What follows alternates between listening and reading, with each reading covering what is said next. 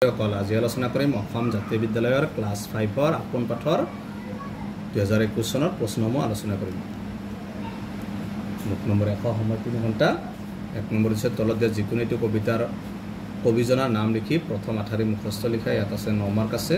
2 number চমুত্তৰ লিখা 10টা আছে 10 মাৰ্ক। সংগীতা চাবা। তাৰপিছত 3 নম্বৰ যে উত্তৰ লিখাত আছে 5টা আছে 10 মাৰ্ক। এইবিলাক 2 মাৰ্কৰ কোৱেশ্চন। 4 নম্বৰত কোনে কৈছিল কাক কৈছিল ইয়াত আছে 4 মাৰ্ক আছে।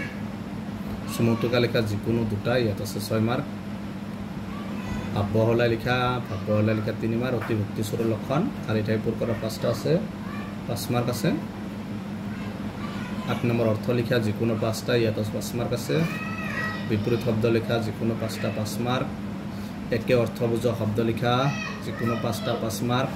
বিপৰীত লিংগ বুজোৱা শব্দ লিখা যিকোনো 5টা 5 মাৰ্ক।